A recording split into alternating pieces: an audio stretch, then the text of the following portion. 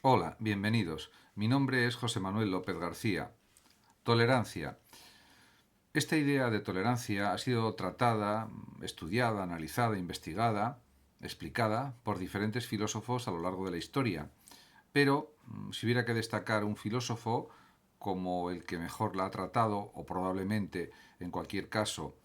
el que ha tenido más repercusión en su tratamiento de lo que es la tolerancia, en su análisis de la tolerancia, ha sido el gran filósofo inglés, británico, John Locke, que nació en 1632 y murió en 1704, y que además de filósofo fue médico también, y por ejemplo fue amigo de Newton y de otros prohombres de su tiempo. Podemos decir que el propio John Locke, la primera de las libertades que pedía, que reivindicaba, fue la libertad religiosa. Y esto se entiende porque en su época, en el siglo XVII,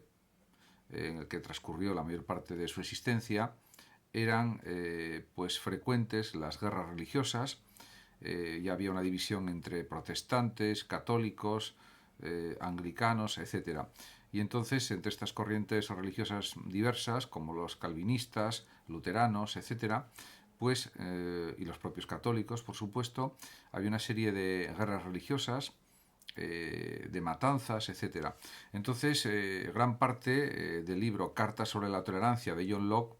que fue publicada por primera vez en los años 1689 y 1690, en su contenido está llena de comentarios en relación con la religión, con las distintas sectas religiosas existentes en su época en Inglaterra, y diríamos también aparecen pues una serie de análisis muy interesantes, pero que indican que había pues un problema religioso de primer orden. Podemos decir que esto se nota a lo largo de la lectura de su carta sobre la tolerancia. A partir de ahora voy a realizar pues unos comentarios sobre algunos fragmentos, unos pocos nada más, de cartas sobre la tolerancia, los que me han parecido más interesantes, ya no entrando tanto en disquisiciones de tipo religioso que abundan en la obra, sobre matices de la religión de su época, que quizás bueno, están ya un poco superados por el paso del tiempo, pero sí en reflexiones que sí tienen un carácter más universal o una significación más universal, y son las que voy fundamentalmente a analizar. Por supuesto, no pretendo ser exhaustivo ni voy a analizar todos los fragmentos o una gran cantidad de fragmentos de esta obra de John Locke, pero sí, como una muestra de su pensamiento, voy a analizar pues algunas de las ideas que él manifiesta en este libro. La primera de ellas, el primer fragmento que voy a comentar es el siguiente. Escribe John Locke: el Estado es, a mi parecer, una sociedad de hombres constituida solamente para procurar, preservar y hacer avanzar sus propios intereses de índole civil. Efectivamente, él es un pensador que es el creador del liberalismo, John Locke, y realmente pues se ocupa de definir lo que es el pensamiento liberal. Ciertamente el derecho a la propiedad, el derecho a la vida, el derecho a la libertad, etcétera, pues conforman lo que es la estructura básica del liberalismo. También, por supuesto, lo que reafirma lo que podemos decir que es la división de poderes frente al poder divino de los reyes. Considera que tiene que haber un gobierno democrático con división de poder, como ya he dicho, y en este sentido, eso tiene sentido precisamente para reforzar las capacidades y los derechos individuales de las personas, de tal manera que se pase de un estado, diríamos, de naturaleza a un contrato político, a un estado de derecho, a un estado político que defienda los intereses de todos, que defienda las leyes, por supuesto, que las afirme, que las elabore, que las apruebe y que las ponga en vigor, porque las leyes son la gran defensa de los súbditos, porque en la época de Locke todavía se hablaba de súbditos, no tanto de ciudadanos. Pero diríamos que el pensamiento liberal de Locke pues aboga por la defensa de los derechos de las personas, de los derechos individuales. Diríamos que en ese sentido realiza una serie de avances considerables. También escribe Locke que él considera que los intereses civiles son la vida, la libertad, la salud, el descanso del cuerpo y la posesión de cosas externas, efectivamente. Diríamos que su liberalismo está en concordancia con el surgimiento del capitalismo ya en el siglo XVII en Inglaterra, que luego realmente se reforzó ese capitalismo con el surgimiento en el siglo finales del XVIII y principios del XIX de la Revolución Industrial en Inglaterra, pero aquí ya se estaba consolidando en el siglo XVII, finales del siglo XVII, por ejemplo,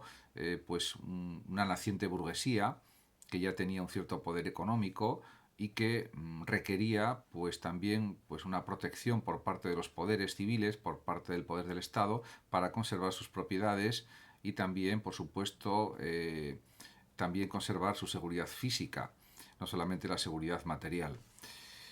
Además, escribe Locke que no deben ser de ninguna forma toleradas quienes, o tolerados quienes niegan la existencia de Dios. Realmente esto parece contradictorio con esta idea de la tolerancia que afirma el propio Locke, pero realmente el ateísmo en la época en que vivió Locke, pues realmente mediados del siglo XVII fundamentalmente, pues había bastante intransigencia hacia el ateísmo, hacia el escepticismo en materia de religión. De hecho, las consecuencias de este escepticismo, de este ateísmo, pues tuvieron, diríamos, una repercusión muy clara en otros pensadores. Por ejemplo, estoy pensando en David Hume, que fue un gran pensador empirista, un gran filósofo, un gran escritor, un gran literato, un buen historiador también, que escribió la historia de Inglaterra, que tuvo mucho éxito, etcétera. Y pues a pesar de estos méritos indudables de ser un gran filósofo, pues tuvo muchos problemas para acceder a, diríamos, a ocupaciones universitarias, a ser profesor universitario, dicho de una manera más clara, simplemente porque tenía fama de ateo, de librepensador, más bien podríamos decir de agnóstico, podríamos decir también agnóstico, ateo, librepensador, escéptico en materia de religión. De hecho, pues una de sus obras fundamentales sobre religión, David Hume la publicó,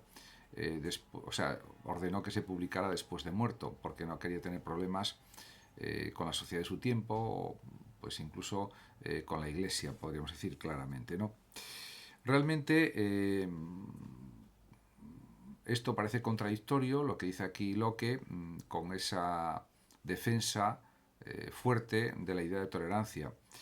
sobre todo en el ámbito civil, en el ámbito ciudadano, social, podríamos decir. De todas maneras, se comprende por el ambiente que había religioso en aquella época, que era bastante fuerte todavía, estamos hablando del siglo XVII. De todas maneras, esto se ve de una forma más clara en otro pasaje, en otro fragmento del propio Locke, en su carta sobre la tolerancia, cuando escribe el propio Locke lo siguiente. Además, aquellos que por su ateísmo socavan y destruyen toda religión no pueden tener pretensiones de que la religión les otorgue privilegio de tolerancia. Diríamos como que Locke está justificando que las sectas religiosas, o podemos decir el catolicismo, o el anglicanismo, o el calvinismo, el luteranismo, etcétera, la doctrina religiosa que sea, pues está como justificada de alguna manera a, diríamos, atacar a los que se consideran ateos en el siglo XVII. Y que por lo tanto no pueden ser objeto de una actitud tolerante por parte de la Iglesia, porque están atacando las bases de la religión. Con lo cual parece como que está justificando lo que los ateos no tienen derecho a ser, diríamos, tratados con respeto por parte, diríamos, de las autoridades eclesiásticas y que no tienen derecho a la tolerancia, podríamos decir. Yo creo que en este sentido, Locke todavía no tiene una idea de tolerancia como la característica, por ejemplo, del siglo XX o del siglo XXI, en que se admite total libertad de cultos, también se admite, por supuesto, el ateísmo, el agnosticismo, pero diríamos que Locke todavía en el siglo XVII está demasiado imbuido o está demasiado influido por, diríamos, la religión de su tiempo y por las ideas religiosas de su tiempo. Y en este sentido admite como algo legítimo el que esto pueda ser así. De cualquier forma, se comprende.